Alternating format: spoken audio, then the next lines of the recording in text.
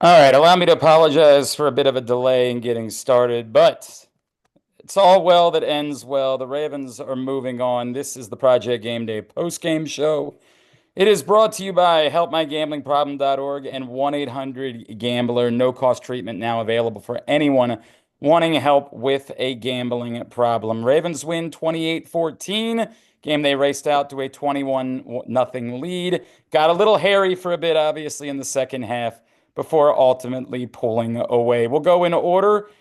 Final or first thoughts, KZ, you were up first, so I'll go to you, looking dapper coming from a wedding. First thoughts on the Ravens playoff victory. Uh, Pretty complete win, like you said. Got off to a great start. We've all said it during the year. Lamar and Derrick Henry are a cheat code at times, and even after this, just tearing up the Steelers on the ground a couple of weeks ago, they did it once again. And you know, I feel bad for football fans don't get to see Lamar play every single week like we do. We're spoiled because he's magic, and I thought it was a pretty clean game outside of a couple of special teams, probably faux pas that didn't really come back to haunt them in any way.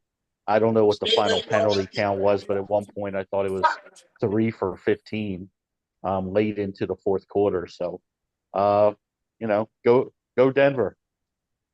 I don't care who they play. I don't care who they play. It'd be great to have it at home, but I don't care. Is that the mayor? I know that guy. I know that guy. Mr. Brandon Scott checking in with Rita. What's going on, man? Rita, turn your volume back on so we can say hi. Oh, he's gone. He's gone already. We know that guy. That's our guy. Rita's on mute, and so I couldn't get it. So that's okay. All I, right. I'm not on mute Oh, anymore. I'm not on mute Mr. anymore. Mayor. He What's said, up? wait. He said, Mr. Mayor, What- what's What's up? up? What's up, buddy? How are you, dude? I would imagine. I got a phone call to make the Pittsburgh. They got some crab cakes. They have to come back to Morgan State. These crab cakes are horrible. Man, man, Sierra's husband didn't show up. Oh, life is good. Rita, move that a little bit closer to him if you can so we can hear him a little bit better. oh, I'm sorry, man. You're good. You're good, sir. I got to get my crab cakes from Pittsburgh. The mayor has to come back. The mayor of Pittsburgh went to Morgan State. He has to come back, buy me some crab cakes because Sierra's husband didn't show up tonight. He didn't show up. He didn't show up.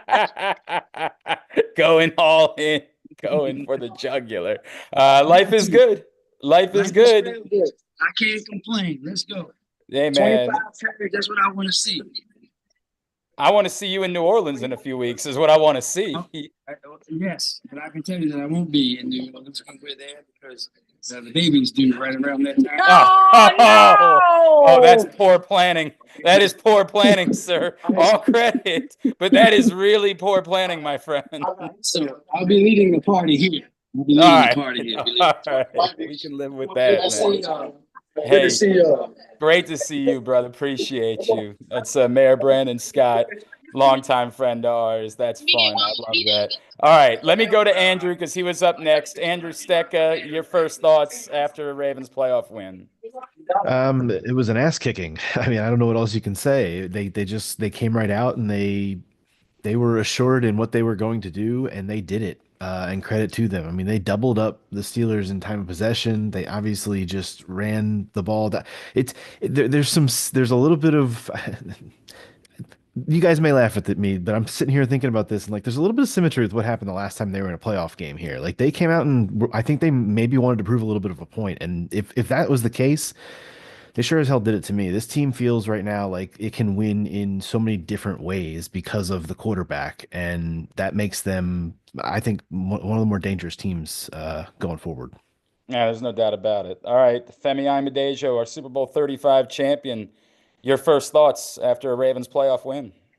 Yeah, it was thorough. Uh, the Steelers decided that they were going to try to make Lamar pay because they didn't want any more Derrick Henry, but they got some more of that anyway. They came up with a six-man front.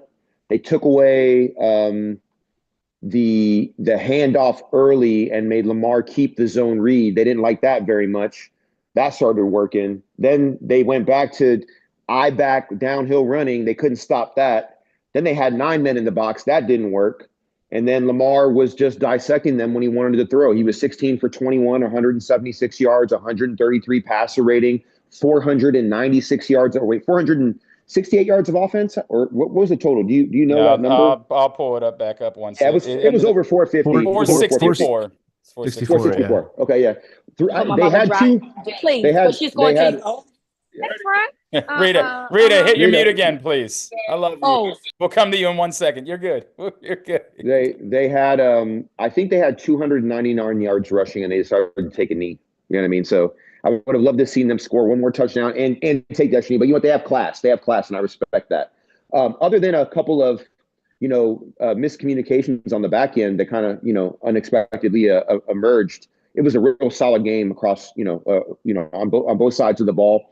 Yeah, I agree with KZ. Sims makes me real nervous back there returning punts. He just does. I don't know what it is. If it's body language, he just makes me real nervous. But other than that, there's really not much to point out or complain about. I mean, you had 306 or 308 yards of offense at the end of the first half. I mean, the Steelers had 59. You had to know they were going to make a little bit of a run. But I think the Ravens shut the door on that, by the beginning of the fourth quarter, and they had their last chance on 4th and long, and they rushed through the moon ball up into the back of the end zone. It was knocked down by Ardarius, and that was pretty much the end of the game right there. Really, that was pretty much all she wrote. There was so much to sort of get into about what happened, because the first half, it just did really feel like it was authoritative and it was dominant, and there was really nothing that the Steelers could do about it. 308 yards in the first half, which was just unbelievable, the way that they were able to dominate on the ground. To the point, one of the things that we had talked about during the season, and Femi, I'll let you go for this one, is because we would talk a lot about, hey, should Lamar be running more? Should Lamar be running more? And there was a lot made about his mom. And you did say, hey, this is not now, not the time. And it was very clear that Lamar Jackson said, now's the time. And had no fear, no concern whatsoever. And if it required him doing it on the ground, particularly with Zay Flowers out, he was very, very willing to do it. Obviously, 5 straight runs on the first drive of the game. Well, I think that was what was required based on the defense that the Steelers decided to deploy tonight. They had enough of Derek, right? They basically said, let's see what Lamar does. Maybe we can get him to turn the ball over. I think that was the game plan, and that obviously didn't work. And just so you guys know, he got kneed in the back really hard by one of the linebackers. I don't remember who it was, but he was going to tackle him, and he kind of jumped over him, his back. I thought he tweaked his back, which is actually worse. He just got kneed in the back, right? So he'll be tight. He'll be a little bit beat up, but I guarantee you he'll be ready by Saturday. But let's be real. That was a real physical game. Although the score was lopsided, pads were popping. That game was damn physical. I mean, like a lot of hard hits in that game. And what did we expect, right? It was going to be Steelers-Ravens, regardless of the final score. We knew people were going to get beat up. TJ Watt was out. Hayward, Cam went out numerous times. He was banged up, right? I think the Steelers got the worst of the physicality, to be honest. And let me give Roger, other than the kind of, the offsides play, like I think in the third quarter it was, and we got behind the chains on that, had to punt. That kind of gave the Steelers, that was the little hairy part right there, because we got behind the chains. But Rosengard, man, he really did a great job on TJ Watson. I was watching him all night. If TJ wanted to go outside, he washed him by. If he wanted to go inside, he washed him down. He's pretty athletic, man. So I was impressed by him tonight, too. He had a pretty similar, 4 weeks ago, he had a pretty similar effort against TJ Watt, right? Well, the assumption was TJ was hurt, like he wasn't himself. I'm just going to say, okay, he wasn't himself, but he got his ass kicked tonight, too, anyway. You know what I mean? And thank God Justice was back tonight. I mean, he made some really good plays today, running the ball. He's a tough little dude, man, and he's a little jitterbug back there. But they lined him up in the eye, too, and said, go ahead, man, we trust you. Go ahead and do it. And he did. And he had some key third down conversions as well. Had a nice couple blitz pickups, too. So it was a solid display, man. I got a bunch of stuff that's on my list. We're going to try to get back to Reeta in a second. To me, the play that will be forgotten about, that I think stands out ultimately as maybe the most important play of the game, after the sack, then they were in 2nd and 20, Tylan Wallace slipping out on the right sideline. Massive. I mean, at a moment where it was the one place where it felt like momentum had truly shifted to the other side of the field. Massive play to me in this game. Yeah, I totally agree. I agree with that. Sorry, Reeta. No, that's Reeta. That's Reeta. No. I'm sorry. I didn't realize You're that I good. was unmuted. I was just talking to myself, and then I realized I wasn't muted. But I agree. Like, look, Tyron Wallace is always good in my book. I don't care what nobody has to say about Tyron. He's good for me. What is he, 100% in terms of catch? In terms of catches? Is that correct? I mean, it feels like every time Hey, they go his friends. way, he makes the Hey, play. y'all. Rita, the problem is we introduced Brandon as the mayor, but the real issue is that Rita's the actual mayor whenever she's at the game. And Definitely so the mayor. everybody's Definitely the coming by to mayor. say hello and give. Literally, are you actually holding? Wait, are you actually No, I'm holding literally- flowers? Are you holding Yeah, flowers? somebody gave me a flower. They're don't literally know. giving Rita her flowers at the game. That's literally something that's occurring right now, is that they're giving her flowers. All right, before somebody else needs to talk to you, Rita, give me your. Hey, baby. There I'm it is. sorry. It I'm took done. all I'm 2 done. seconds. I'm done. You're good. Okay, You're I'm good. done, friend. I'm Give done. me your big picture thoughts on what happened here tonight. This is what was needed, right? Like, Oh, of course. Of course. Of course. This is the way that it would go. am I going? You're Am I good. going? You're back. You're back. You're back. Okay. You're I'm in back. the Go elevator. ahead. I'm in the elevator, friend. So I'm just talking in the elevator. You just gonna have to work with me while I'm in the elevator. But this is the game that you needed, because you needed to make sure that you was putting the Steelers away. You needed to make sure that they weren't in this game whatsoever.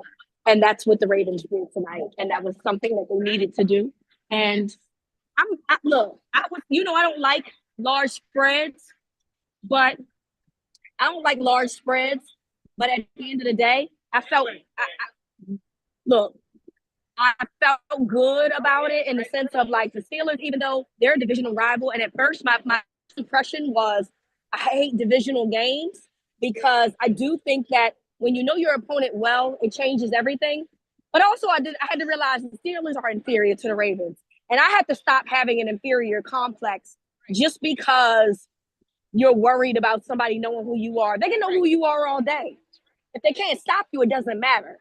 And that's what I came to the realization of today. And I'm glad that I got over that, oh, it's the Steelers. And I'm, you want to be respectful for your opponent. Anybody that gets into the playoffs, they get into a playoffs for a reason. But ultimately, look, the Steelers ain't as good as the Ravens. That's just what it is, point blank, period. And the Ravens showed that today, and I'm glad. No doubt about it. All right, I want to go over a couple of things, big picture. And Femi, I'll start with you, but I want everybody to chime in on this. Did you think the game plan was different because Zay was out, or do you feel like even if Zay had been on the field, this is what the playoff Ravens are going? They want to do this on the ground. They want to play the game that way. That's going to be the strategy moving forward, no matter who the opponent is and no matter whether Zay is on the field or not. Yeah, I think 90% of the game plan would have been the same, but there would have been some Zay plays that would have been created, of course. And Zay has a way of creating space and opportunity. That Sims jet sweep would have been Zay. They probably would have had a couple quick screens to Zay. They probably would have had a couple deep digs, that 20-yard into Zay. That's kind of his specialty. But 90% of the game plan, I think, would have been the same, because the Steelers would have probably done the same thing, because they know that everything with the Ravens starts with the run. And we know, and Rita's right, there's no reason for us to have an inferiority complex about who we are. Everyone knows who we are. And one of the things that Coach Monken said that I love, he's like, I needed to just accept the fact that they know what we're going to do, and it's okay that they know what we're going to do. Stop it. And that was the difference between last year and this year. It's an interesting note there. Lamar Jackson said he got kneed in the back. He was treating it with heat wraps, but he said he didn't affect him. Femi, you say he's maybe going to feel it a little bit more, perhaps. Yeah, he'll be fine. He'll be fine come next week, though. But I've had that exact same thing happen to me, man. Like, it sucks, but better than being in the front of your body, where the front of your ribs are. Your back's a little bit your ribs are a little bit better protected due to the musculature of the back of the back versus the front of the back, where all you have is your obliques. That's the worst. So he'll be fine. He'll be a little bit banged up, but I promise you, he's going to say it was worth it. KZ, let me go to you. Femi, wait, real quick. Go ahead, Rita. Femi, I want to piggyback on something you said, right? Because Glenn and I talked about this the other day on the radio show. And ironically enough, I was like, hey, listen, if I tell you that I got 8 spades and I'm going to put I'm getting 8 books on you, what you going to do to stop me? I can show you my hand all day, but if you don't have if you have all the spades, if I got all the spades, what are you going to do to stop me? And Glenn just looked at me and was like, you're right. He was like, I don't really play spades like that, because I don't be wanting to get in trouble with nobody. I said, but Glenn, you can get in trouble if your hand says that nobody can stop you. I can put my hand down onto the floor, onto the table and be like, this is what my hand looks like. What y'all gonna do about it? And you know what I have in my hand. I showed it to you. But if you have hearts and diamonds, what exactly can you do to stop me? No. And that's basically what this game was. That's And it. there was a moment, Rita, where we all saw Patrick Queen on the touchdown run. He didn't want it. He didn't want No it. Moss. No Nope. Moss. Nope. No Moss. Was not interested. Hey, KZ, he must be real. Last thing I say, I'm sorry. Last thing no, I you're say. good, dude. I'm going to tell you the truth because I've been in that position before.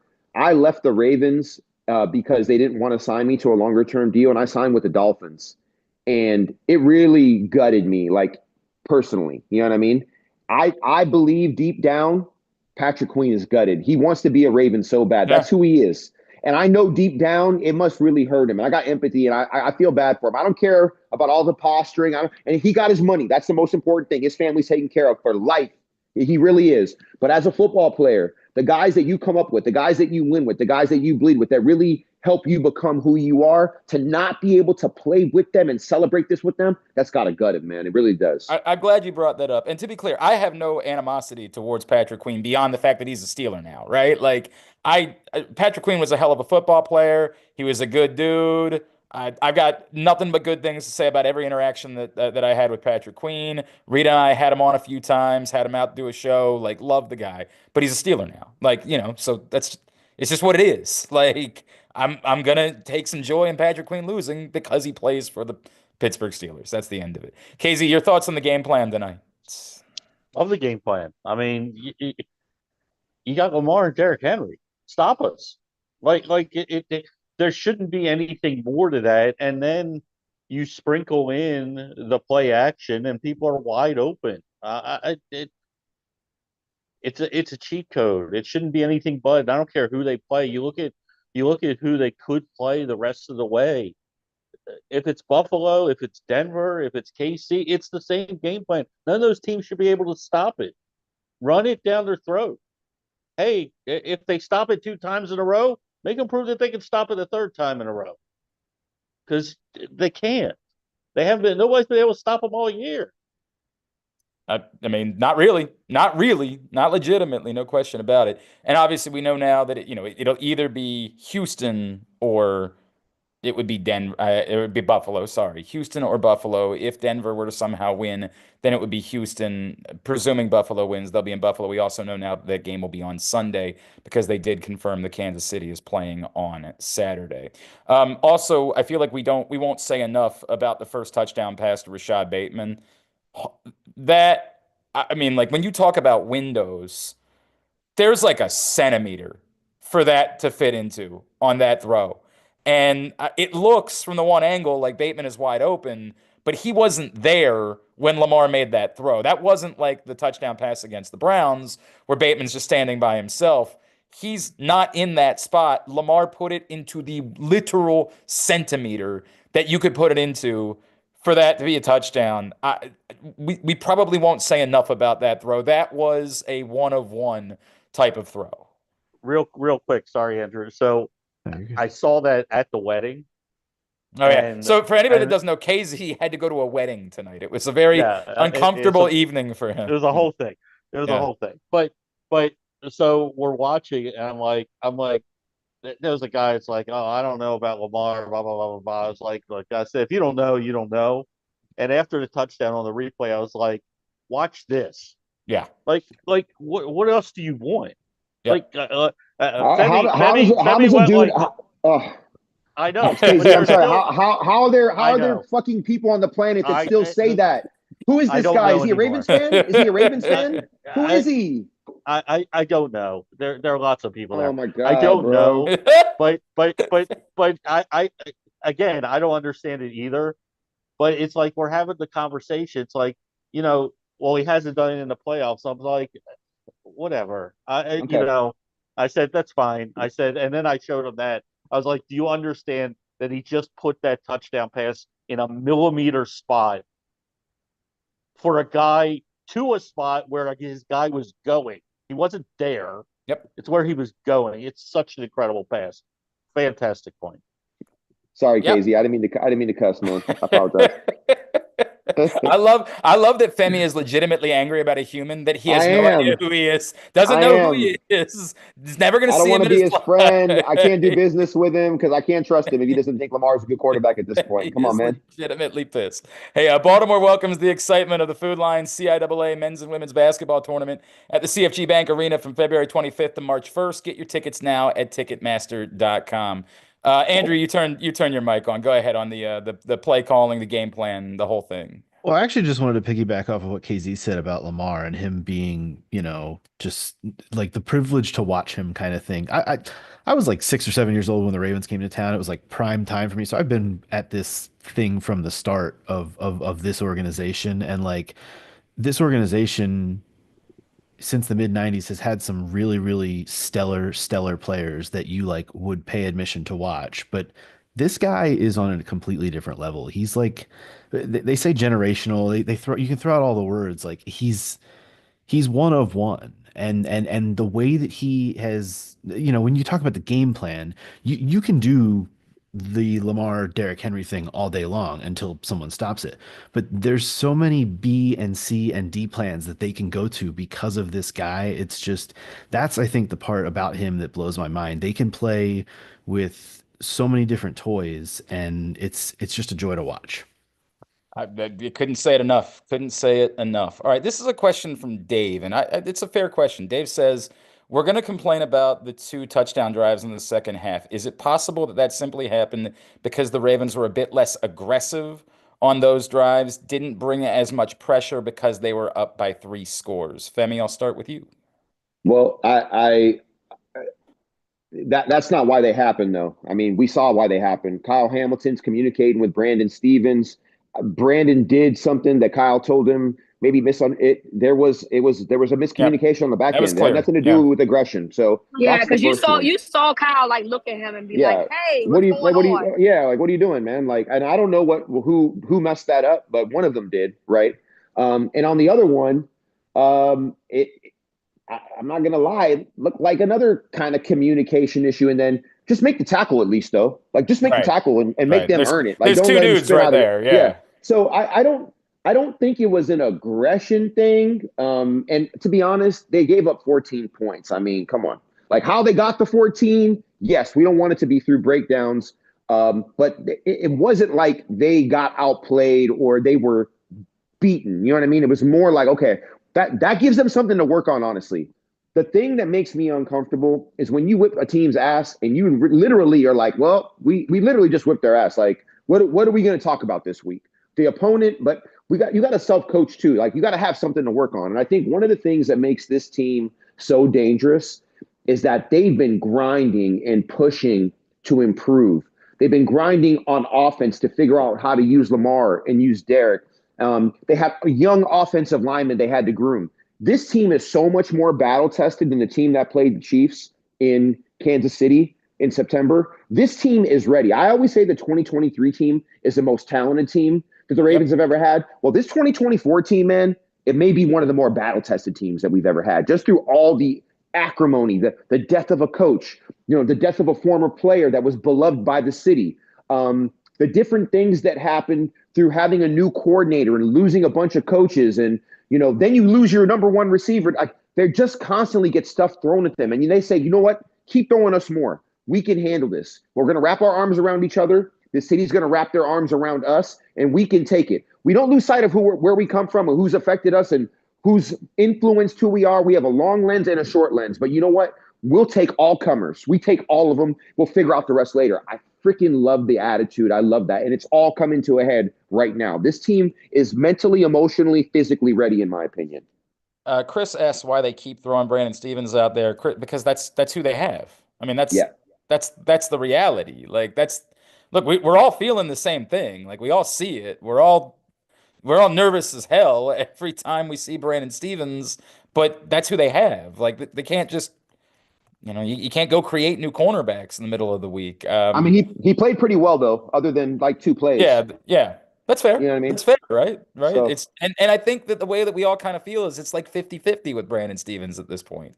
Um, Half the time he's making the plays, he's getting the job done, and the other half, Yeah, it's sort of what it is, and you're gonna have to live with that. But there's not another option. Like there's not.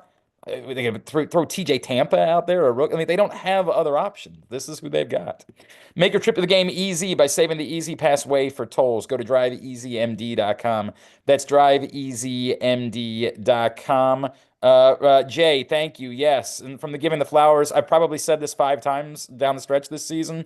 But again, early on in this game, Michael Pierce comes away with the sack.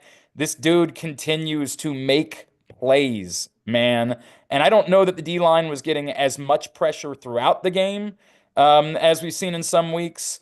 But, not only does Pierce come up with it, but obviously when they needed a Owe comes through with a huge sack. And then the play where Van Noy pushes Russell Wilson outside on 3rd down. And then Matabike, the closing speed for Matabike on that sack. The moment that he saw that Russell Wilson was outside, Matabike, it was like seeing red just after him on what was a massive play in this game. So maybe it wasn't dominant from the D line up front, but they all made plays tonight at some point when this team desperately needed them to make a play. Yeah, Loved it it. wasn't dominant, but it was timely, right? It was Yeah, right on that's a time. And once again, they only gave up 14 points, right? Like it's kind of wild. Like 14 points. The number one defense since week 11, points allowed, 3rd down defense, um, rush yards against, pass yards. You name the category, the number one defense in the NFL. That's them, right? They're our defense. It's wild to think about. And I made a pretty crazy statement when they were at their worst. I said this will be a top 10 defense by the time the season's over. Guess what? After Yeah. the Cleveland game, they ended Yeah. up 9-10 in total defense and scoring. You know Or what? was it That 11-10? Depending on which metric you use and how you Yeah. count sack, like they're right there though. They basically ended right there, right at like number 10. You know what I mean? No, Which no, you're right. I went to some dark places when I made that statement. I was like, dang, I think they're going to get there. But they did. They got there. I didn't believe it for a second. I didn't believe Yeah. it for a second. I was willing Yeah. to hope, but I didn't believe it. Rita, there was something that you and I talked about on the radio show this week, and I think that we can discredit. There was a feeling for a little while like the Steelers had become the big brother in this conversation.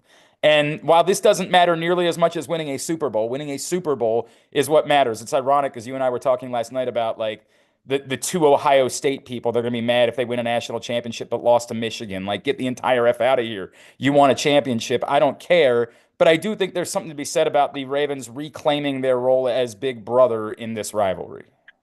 Absolutely. It's important. And I think look, some of those games that the Ravens lost, they should not have lost. I think that we can all come to terms with that.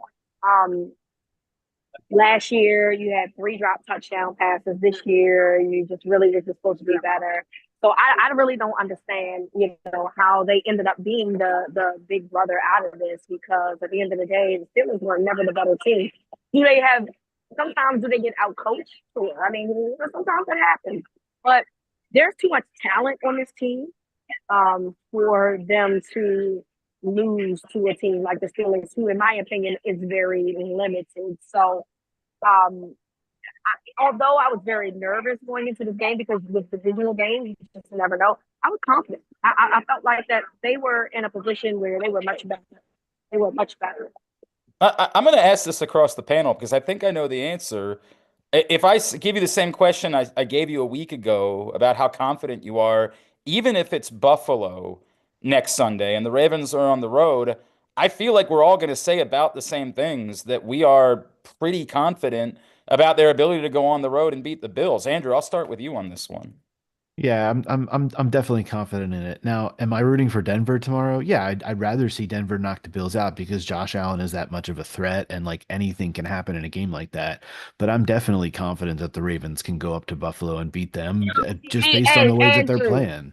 Andrew, I don't think that defense can stop whatever Baltimore got going on. I Well, really you know don't. what, Rita? It's funny. Like the Bills have been talked about in the second half of the season, like they've got some kind of spectacular defense, and it was kind of right after the Ravens. Like, what week was that? Week 4 that the Ravens, week 5 that the Ravens completely obliterated their defense. It's and especially, I mean, they looked almost as good as they did tonight against Pittsburgh with the run game in that game. Derrick Henry going off the first play of the game. I think that gives the Ravens a certain kind of edge, even if it is Buffalo. And if it's not, yeah, if it does happen to be Houston instead, I'm certainly confident that this team can roll past anyone right now. I'll even include, like I'm not trying to look too far ahead, but I'll include Kansas City in that conversation. Like I'm confident that this team playing the way that it can beat anyone. KZ, I'll give it to you next. You got to unmute yourself, old Yeah, man. I'm there. It just took a second. No, I'm still confident. I'm as long as they stick to their game plan and they come out and know who they are. Uh, Teams are not going to stop them. And the way Femi made a great point. I didn't believe him either when he said it. But kudos for him for saying it. But this defense has been lights out. Like that. I don't know how if you're a Ravens fan, how you can have confidence. Um, yeah, Josh Allen's a threat. He's always going to be a threat. But the Ravens out.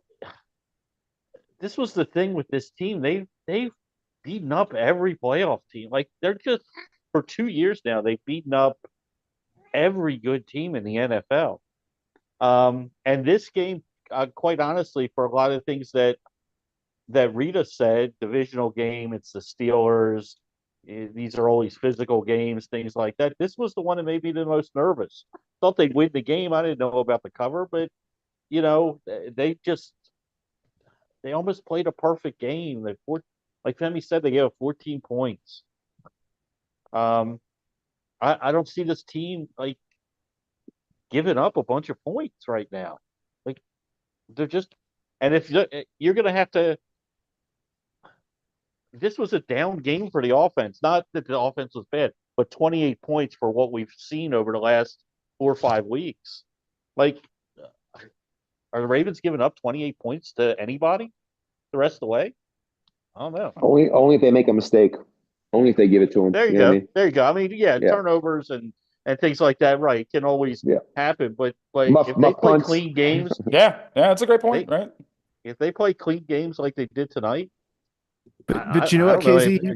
KZ, here's the thing about that too. Though, if they keep running the ball like they did tonight and dominating time of possession, that leaves less time your defense even has to be out there, and it's Yeah. that's Yeah. that's the They complementary stay football fresh. thing. Like Yeah. it's that's why that recipe is so, especially that's like a January football recipe, and this team is now built to do that. Not that they haven't been in the past. Like last year, just like Femi said earlier, like last year's team was super talented, just ended up abandoning things. Obviously, we all know what happened. We don't have to go over it again, but like this team knows now in its mind that, and obviously the proof is in the pudding. The proof is on the stat sheet that it can go win a January football game like that, and that's going to help out the defense that much more. It's a really nice combination.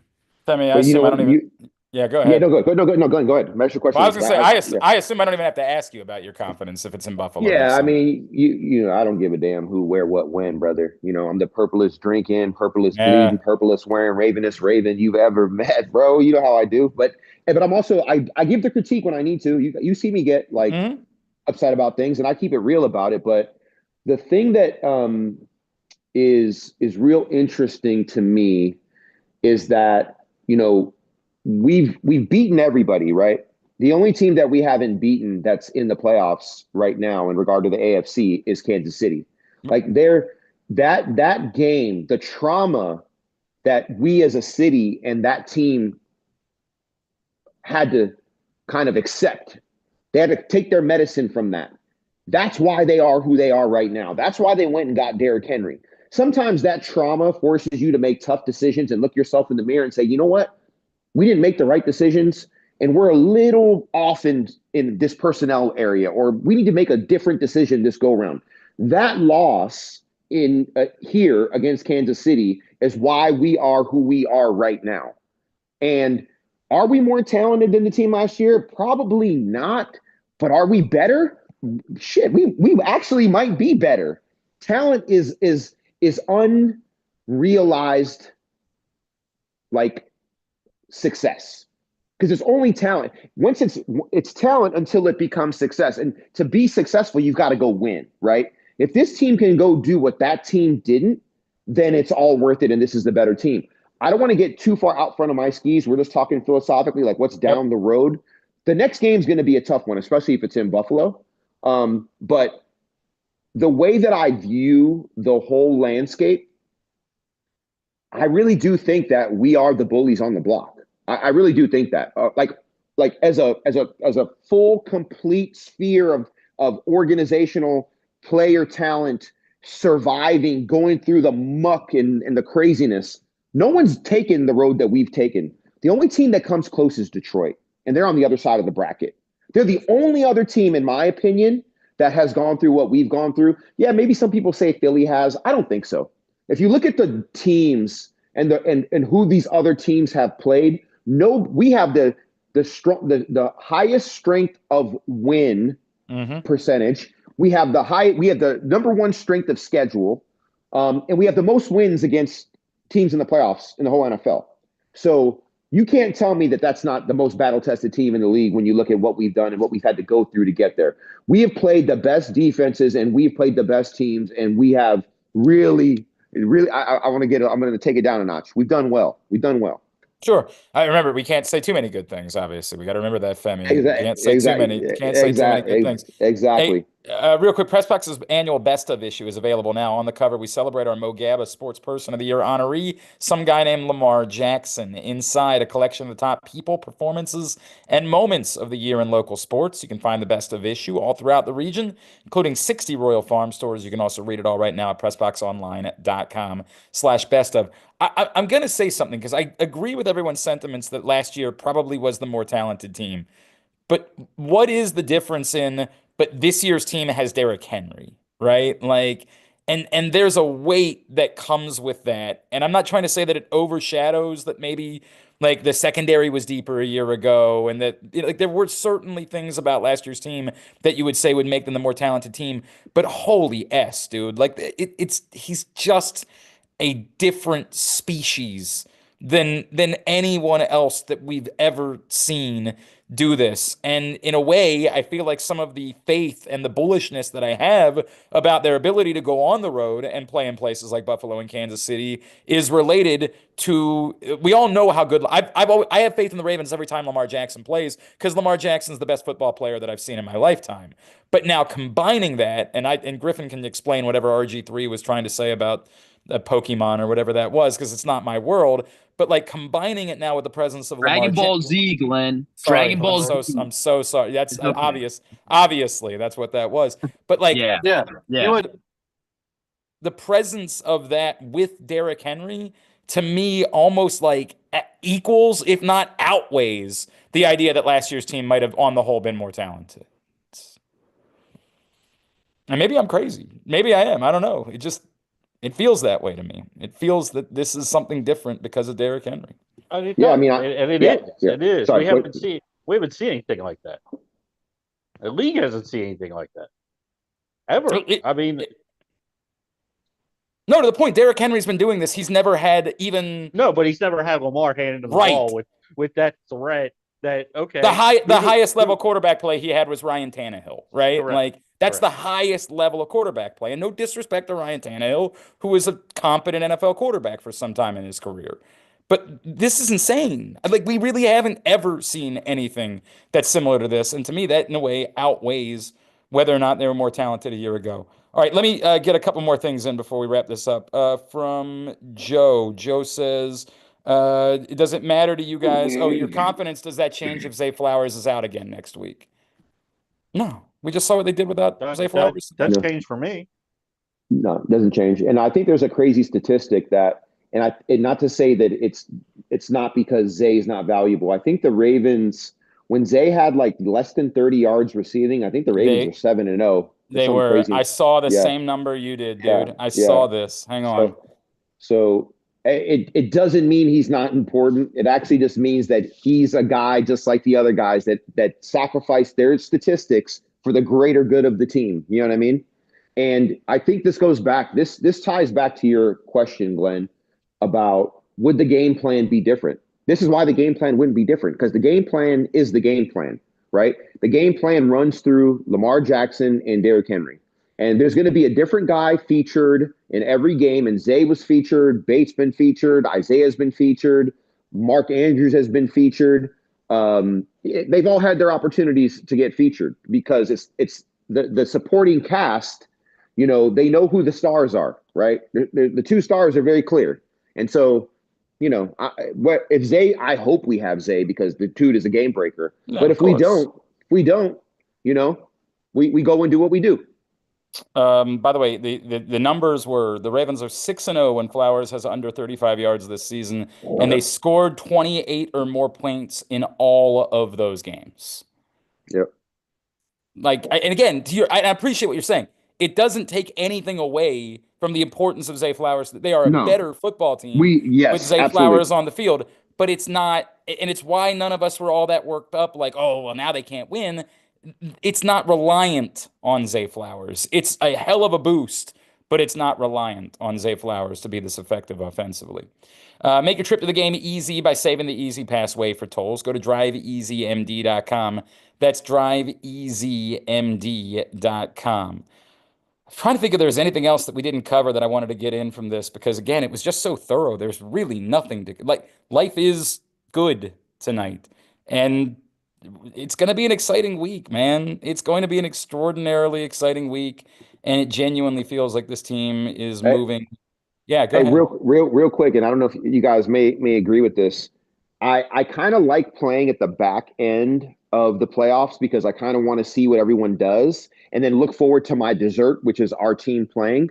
But the beauty of playing early, which is the same thing as playing on Thursday, when you win, then you can sit back and you're just relaxed. You're like, oh, look at them. Oh, who cares? Just get to watch football and it's carefree. So it's kind of like one of those things where it's like, oh, no. Oh, yes. Okay, cool. Yeah, we'll take that. You know what I mean? Yeah. So I just wanted to say that. Yeah. Dude, I'm going to feel that tomorrow. Nothing can hurt me. Like I lose a bet tomorrow.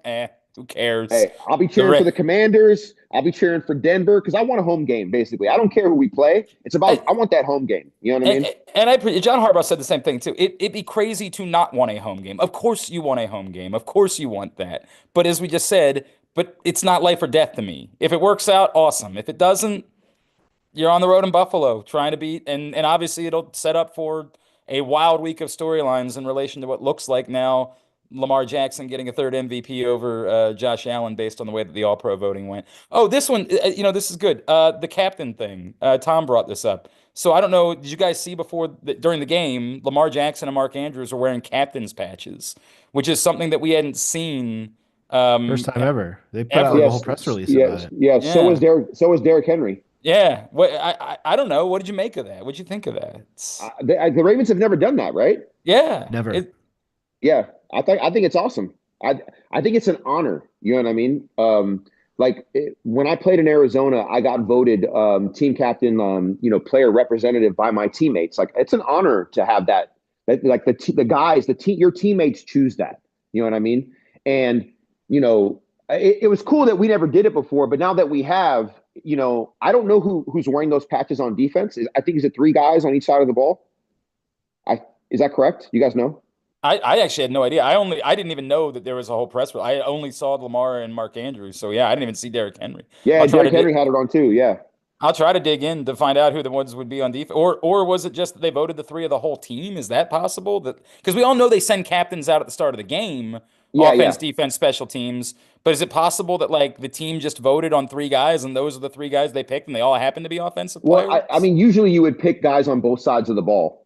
Right. You wouldn't just pick, so maybe Griff, sometime I've got it pulled up here. Okay, I've got it pulled up here for you guys. The Ravens put it out on their website. The captains for the game were Lamar, Andrews, Henry on the offensive side, and then Roquan, Humphrey, and Chris Board on the defensive side of the ball. There you go. Yep. So that makes sense. Yeah, what a story Chris Board is too, man. Right. We've not given him. We need to give him some love, like our next show for sure, because he's been balling, communicating his confidence, dude. Like he's out there doing. And this is his second stint with the Ravens, isn't it? Like, cause he was here and then he left and then he came back. It's a Josh Bynes story, right? Like it's so similar to a guy that comes back very quietly. You don't even notice that he's back. And immediately makes an impact. And we all know that the Kyle Hamilton thing, the Ardarius Washington thing, those are probably the biggest stories of how this defense turned around. But damn, if that dude just doesn't do his job, and we talked about it last week, he plays the ball. God, he plays the ball. And I don't even remember that from his first stint with the Ravens. But yo, that dude attacks the damn ball. That's an awesome story. Awesome story this season, seeing him impact this team the way that he has in returning. All right, Baltimore welcomes the excitement of the Food Lion CIAA men's and women's basketball tournament at the CFG Bank Arena, February 25th to March 1st. Get your tickets now at Ticketmaster.com. Anybody got anything else for this? Do you want to do a 5-teams thing? I mean, we're in the playoffs. Do we still do it, or do we leave it alone now?